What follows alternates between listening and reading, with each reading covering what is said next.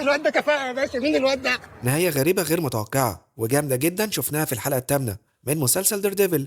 النهاية بجد هتكلم عليها كتير، لأن طبعا كل اللي اتفرج على الحلقة هيبقى مستغرب ليه مات موردوك عمل كده وليه أنقذ ويلسون فيسك من الموت، ويا ترى العلاقة هتكون عاملة ازاي بعد كده بين دير ديفل وكينج بين، وبين دير ديفل وفانيسا اللي عرفنا إنها السبب في موت فوجي. ودلوقتي وسط كل الأحداث دي بولز آي رجع ومش هيسيب حد.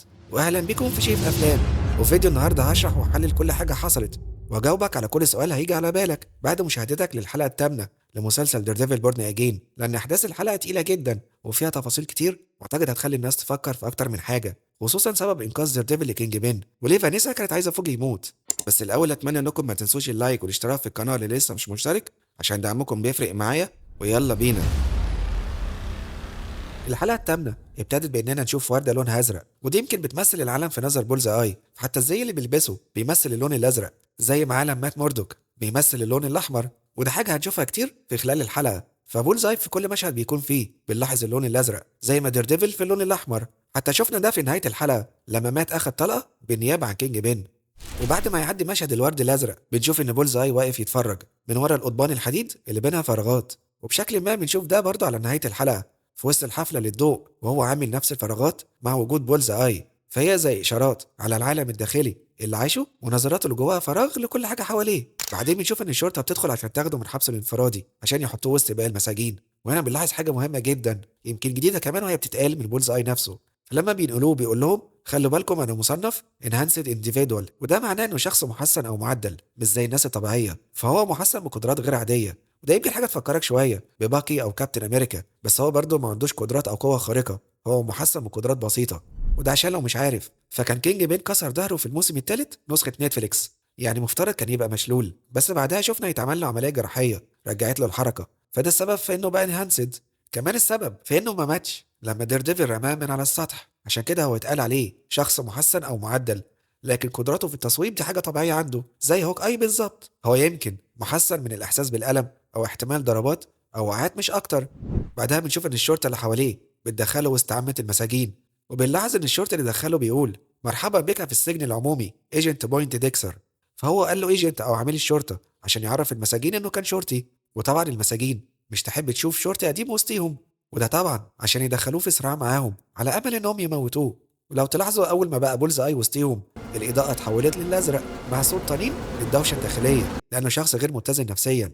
بعد كده بنشوف هيزر ومات موردك في جدال بسبب ان هيزر لسه حاسه بالذنب لانها اضطرت تقتل، وشايفه ان ميز ودير ديفل وجهان لعمله واحده، وانها انقذت نفسها بنفسها، ومات يقول لها ان ده طبعا مش صح وان دير ديفل شخص مختلف وانه كان بينقذها، وميز شخص مختل عقليا، بس هي تبقى مصممه على رايها بان الاتنين واحد، ودي حاجه بتضايق مات. وعايز اقول لكم هو بشكل ما وجهه نظرها صح لانها مش عارفه كل الحقيقه وما تعرفش ان مات يبقى دير ديفل. كمان باستن اللي هو ميوز معرف نفسه بانه فيجيلانتي وواخد دير ديفل ووايت تايجر قدوه ليه، فهم السبب في انه يتشجع ويلبس ماسك عشان يبقى خافي شخصيته ويعمل جرايمه، لان بالنسبه له بيعملوا ده نوع من الفن مش مجرد قتل وخلاص. وفي وسط حاله الجدل دي الباب بيخبط عشان يشوف باك كاشمان بيدي دعوه لهيزر عشان تروح على حفله عاملها كينج بين بمناسبه تمويل مشروعه ريد هوك اللي في المينا. وهناك اصلا بنشوف كينج بين واخد فانيسا ويشكرها كده في الاول انها كانت شايله شغله في غيابه، بعدين بنشوفه ياخدها في مكان حبسه لادم، وادم طبعا هيموت ويخرج بره ويقول انه ما كانش قصده. ولما فانيسا بتسال ويلسون ليه خبيت عني يقول لها ان بقى راجل افضل من الاول واتحسن، بس طبعا ادم يفضل عايش دي حاجه صعبه عليه، بس بسبب وعده ليها انه مش هيقتله سايبه كده في حبسه، عشان بعد كده بنشوف فانيسا تخلص على ادم باربع طلقات تفكرنا بالاربع طلقات اللي هيزر خلصت بيهم على ميوز. فالمشهد ده كله عباره عن كشف الاسرار، ففانيسا عرفت ان كينج بين حابس ادم، وعلى الناحيه التانيه مات موردوك بيكتشف ان هيزر تعرف كينج بين وانه كان ياخد جلسات عندها، بس الفرق هنا فانيسا لما عرفت اتصالحت خلاص مع ويلسون ورجعوا لبعض لانهم دفنوا الماضي، وده حرفيا دفنوه في ريد هوك. اما معرفه مات بان هيزر تعرف ويلسون وكمان يتبعت لها دعوه لحفلته فدي طبعا حاجه تجنه لانه بيفهم ان التاني عايز يستغلها، فكل ده طبعا بيسبب ضغط عليه وضغط على شخصيته كدير ديفل، وكمان ضغط على حياته مع هيزر اللي شايفه ان اي حد مخبي وشه ويقول على نفسه فيجيلانتي ده جبان. بعدين بنشوف ويلسون في مكتبه ويقول للشيلا ان فانيسا اكدت له ان المكتب اللي عليه هو نفسه اللي كان عليه العمده لاجوارديا، وده بالنسبه له حاجه مهمه جدا لان ابوه كان بيحب الحاكم جوارديا، فهو هنا حاسس بالفخر لان قدر يحقق حلم ابوه. وهو بيوجه كلامه لشيلا ويقول لها فانيسا كنوع من انه يصغرها لانه كان طلب من شيلا قبل كده انها تتحقق من صحه ان المكتب ده اللي كان عليه جوارديا ولا لا، بس هي ما عملتش حاجه، فهو هنا زي بيصغرها وبيمسك عليها واحده. بعدين بنشوفه يفتخر ان فريق التاسك فورس عامل شغل حلو في خفض الجريمه، وهنا الخبر نازل على صحيفه ذا نيويورك اكزامينر، ودي نفس الصحيفه اللي شفناها قبل كده في فيلم كابتن امريكا فيرست افنجر ومسلسل ايجنت كارتر ودير ديفل وبانشر قبل كده. بعدين يقول لدانيال انه هيعينه في منصب نائب العمده للعلاقات العامه، وده مع استغراب شيلا لانها شايفه ان دانيال لسه صغير على الكلام ده وما عندوش الخبره طبعا، بس طبعا دانيال بيتمسك باي فرصه. بعدين بنشوف ان مات في المكتب وكريستين تعرفه بان بولز اي اتنقل للحبس العام، والسبب في نقله ويلسون فيسك، وتقول له انه طلب يقابلك، ويبقوا مستغربين لان مات اصلا المحامي اللي سجنه واللي اتقتل صاحبه. فبعدها بنشوف ان مات في حانه جوزي اللي حصل واتقتل عندها فوجي في الحلقه الاولى، وهي لحد دلوقتي ما فتحتهاش بشكل رسمي. وهناك مات بيعرف بالصدفه ان فوجي كان يحتفل بدري بقضيته مع حد اسمه دمب بيني او بيني الغبي، وهم اللي مسمينه كده مش انا. وطبعا هقول لك تفاصيل اكتر مع الفيديو في النقطه دي، بس يا ريت ما تنساش اللايك عشان مهم جدا، ولا حتى عندي برد شديد وعامل الفيديو بالعافيه، فاللايك دايما بيشجع. بعدين بيشوف مات بيروح يقابل بويندكسر عشان يشوفوا عايزه ليه ومين اللي قال له يقتل فوجي، وهل ده السبب في ان ويلسون عايزه يموت بانه بيحطه وسط باقي المساجين بس بولزاي ما يعرفوش حاجه، ويقول له في حياه اخرى كان ممكن تدافع عني عشان ده اللي بيعمله الرجال الصالحون. بعدها لما مات يساله تاني لو فيسك اللي اجره، والتاني يرد باستفزاز، مات ما يقدرش يمسك نفسه غير انه يمسك في راسه ويخبطها على الترابيزه ويقول للحارس ان هو اللي عمل كده في نفسه. وبولز اي وهو ماشي بيشكره بابتسامه هنعرف سببها، لاننا بعدها بنشوف بولز اي بيستغل اللي حصل له وان في سنه اتخلقت منه ويضربها زي الطلقه في عين الشرطي اللي معاه، وكل حاجه حواليه بقى لونها ازرق كالمعتاد. بعدها بيهرب من السجن كله. وحته انه يقتل حد بسنه مخلوعه مش عايزك تستغربه، فده على فكره متاخد من قصص الكوميك. بعدين بنشوف الحفله اللي عاملها ويلسون عشان يجمع الاغنياء وياخد تبرعات منهم بالذوق بقى وبالعافيه عشان يبني حلمه فريد هوك. ونشوف دانيال يتكلم مع بيبي ويقول لها انه بقى نائب ويلسون دلوقتي، ويحاول كده يصالحها عشان كان ضغط عليها جامد لما قال لها قولي ان فريق التاسك فورس هو السبب في موت ميوز مش دير ديفل. بعدين بنشوف ان بول ومعاه كام واحد من التاسك فورس ماسكين صحفي كان بيصور وبيضربوه جامد، وحتى رئيس الشرطه نفسه حاول يتدخل بس ولا عملوا له اي اعتبار لانهم شغالين تحت قياده ويلسون. بعدين بنشوف بيبي تتكلم مع رئيس الشرطه اللي يقول لها ان ويلسون كان المشتبه الرئيسي في موت عمها، وهي تقول له انها عارفه وعشان كده هي بتحاول تتقرب منه وتعرف كل حاجه عنه. ويمكن هنا لاول مره بنعرف ان بيبي عارفه ان ويلسون ورا موت عمها، وده بالمناسبه حصل فعلا في الموسم الاول نسخه نتفليكس. وهي مع رئيس الشرطه بيتفقوا انهم يساعدوا بعض بالمعلومات، والشرطي كول نورس يعتبر لاحظ كلامهم وتوقعه الشخصي ان رئيس الشرطه جاله هيموت قريب.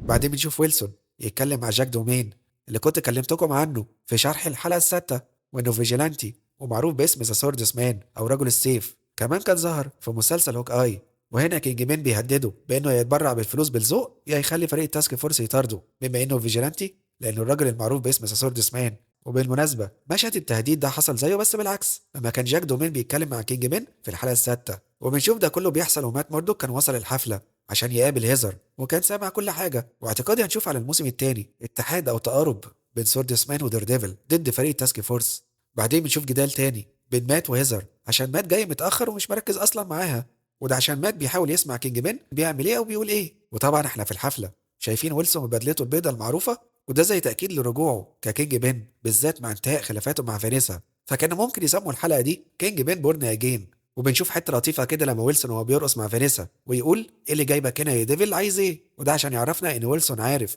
ان حاسه السمع عند دير ديفل عاليه. بعدين يجي الخبر لويلسون ان بولز اي هرب من السجن، ودي حاجه تهز وتقلق فانيسا، وبسبب قلقها مات بيفهم ان هي السبب في موت فوجي لان ويلسون كان اصلا مختفي وهي اللي كانت حله محله، بس طبعا مش فاهم السبب فبيخطفها كده من الرأس من ايد ويلسون عشان يسالها عملتي كده ليه، وهل ويلسون عارف باللي انت عملتيه، وهي ترد عليه وتقول له هي هيزر عارفه انك دير ديفل. وعلى الناحيه التانيه ويلسون بيتكلم مع هيزر مش فاهم مات عايز ايه بس سايبه عشان مش هيعرف يعمل حاجه دلوقتي. وفي وسط ده كله بتشوف دير ديفل بزاويه جامده قوي بيسمع حركه شد السلاح وكل تكه بولز اي بيعملها، وبصراحه في اللحظه دي ما كانش واضح لي بولز اي عايز مين فيسكا ولا فانيسا، بس بنشوف مات موردوك وهو بينط قدام ويلسون عشان ياخد الطلقه مكانه اللي بتيجي في كتفه، والدم بيجي على البدله بتاعت ويلسون هنا تحسها بنفس الشكل اللي على اللوحه اللي شايلها عنده واللي كان السبب فيها دير ديفل لما كان يضربه في احداث نهايه الموسم الثالث. وتنتهي الحلقه ان كل حاجه حوالين مات موردوك بقت ابسايد داون او من تحت لفوق باللون الاحمر، وويلسون ياخد فانيسا عشان يهربوا.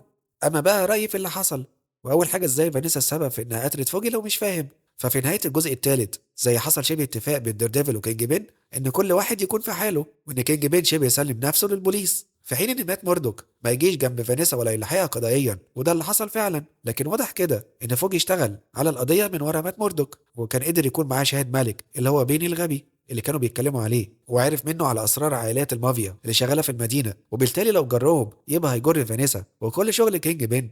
فعشان كده فانيسا منطقيا هي اللي ادت الامر بقتل فوجي عشان تحمي نفسها وتحمي شغل ومصالح كينج بين في غيابه. وتوقعي الشخصي ان فانيسا هتموت بشكل ما في خلال الحلقه الاخيره او على الموسم الثاني. ونيجي للسؤال التاني، ليه مات موردوك انقذ ويلسون فيسك؟ لان دي اغرب حاجه ممكن الواحد يشوفها، لان الصراع بين فيسك ومات قديم والاتنين مش بيحبوا بعض، ومات عارف ان ويلسون خارب الدنيا وعايز يتحكم ويسيطر على كل حاجه وعايز ينهي الفيجيلانتي. فهقول لك الاجابه، غالبا مات هنا اتصرف بروح السوبر هيرو اللي هو في قاتل محترف زي بولز اي عايز يقتل حد وهو موجود، فزي واجب عليه يتدخل حتى لو كان ألد اعدائه واكتر حد يكرهه. وده برضه بسبب مقولة بولز اي اللي مات في السجن لما قال له في حياة أخرى كان ممكن تدافع عني، لأن ده واجب على أي شخص صالح. ومات موردوك مفترض شخص متدين كاثوليكي، وده حتى جزء من شخصيته في قصص الكوميك، فهنا كان واجب عليه ينقذ كينج بين عشان هو إنسان صالح وكويس. وطبعا السؤال إيه هيحصل بعد كده من كل دول؟ في اعتقادي ويلسون هيقدر اللي عمله مات موردوك ليه، ويمكن بسبب كده ما يعرفش حد ان هو دير ديفل، لكن في نفس الوقت هيستغل اللي حصل لمصلحته الشخصيه عشان يقوم من نفوذه ومن نفوذ فريق التاسك فورس